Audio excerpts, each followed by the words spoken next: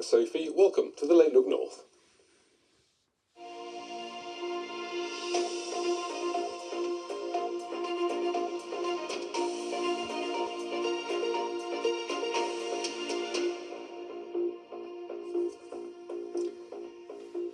Good evening, I'm Jonathan Swingler. For years, families campaigned and protested after the tragic deaths of their loved ones. They say their sons and daughters who had mental health issues received appalling care by their local health trust before taking their own lives. The Tees-esque and Wear Valleys Trust serves around 2 million people, covering Teesside, County Durham and North Yorkshire. This afternoon, after meeting the families, Health Secretary Wes Streeting granted their request and announced a public inquiry into the trust. There are far too many examples of not just negligence and failure, unavoidable harm and loss of life, and that unimaginable grief that these families are going through is the culture of cover-up. And it's the fact that there has been no accountability. It's also the fact that for all of the reports that have been done over many years now, we are not seeing this trust improve. A gang who killed a County Durham grandad while targeting someone else has been jailed for life. Barry Dawson was shot dead with a pistol fired through his living room window in Stanley. Peter Harris reports. With children playing innocently in the background, the gang prepare to kill. First a window is smashed to try and draw people out of the target house. Moments later, they come back. This time with the gunman, who takes aim and opens fire. The man they've just killed inside is Grandad Barry Dawson, but he was the wrong man.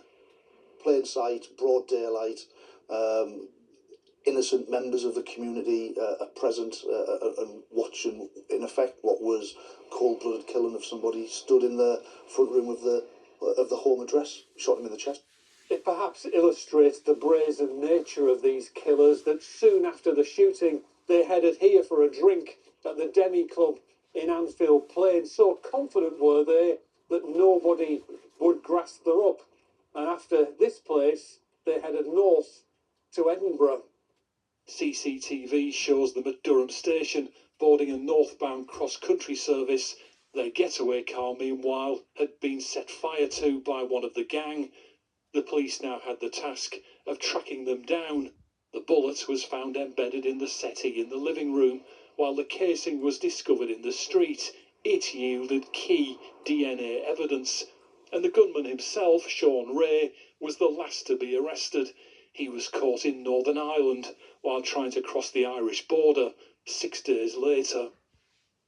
Today, Ray, Kelvin Lawson and Thomas Sterling received life sentences for murder at Teesside Crown Court.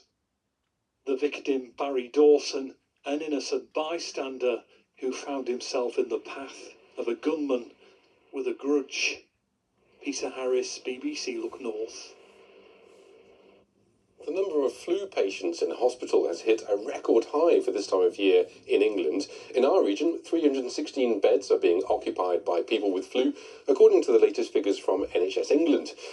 As flu cases rise, staff, patients and visitors are being asked to wear face masks at a number of hospitals in the region.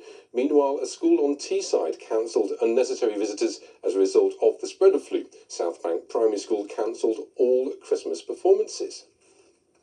Now we're getting closer to a big day. No, not Christmas, the Wear Tyne Derby. Businesses across Sunderland are gearing up for what will be an extremely busy day, while Northumbria Police has put out extra advice for supporters. Andy Watson reports.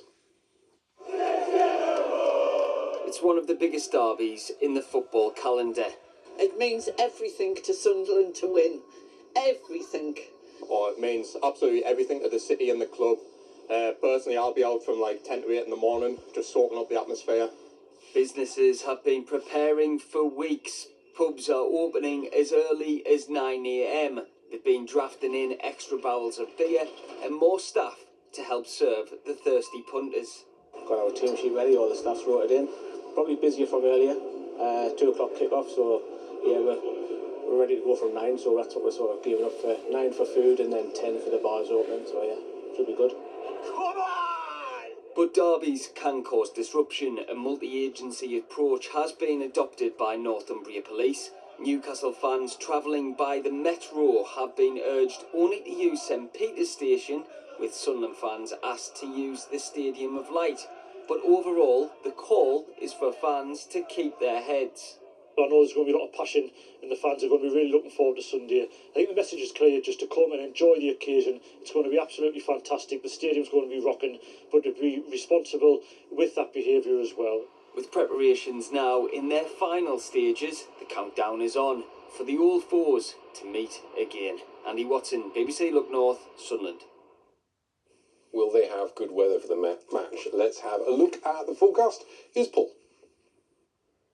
Good evening. Over the next few days, things stay on the mild side for the time of year, but there will be some wet and windy conditions to come. We've got a weather front edging its way in from the west overnight tonight, so any clear spells will disappear, the cloud will thicken up, the rain becoming more patchy all the time as it gradually edges from west to east. Overnight temperatures no lower than about 8 Celsius, still quite breezy for a time, and then it dries up in the west later. Now tomorrow morning, the patchy rain in the east should clear away from most places fairly quickly, and the drier, brighter skies further west start to spread eastward. So some good spells of sunshine through the afternoon, especially for Cumbria. Afternoon temperatures into double figures again, highs of 10 Celsius. As we head into the weekend though, there is some wet and windy weather around. A yellow Met Office warning out for western areas for heavy rain, and there'll be some gusty winds. That's all from the late team. Thanks for joining us. Look North is back with bulletins early tomorrow. Bye for now.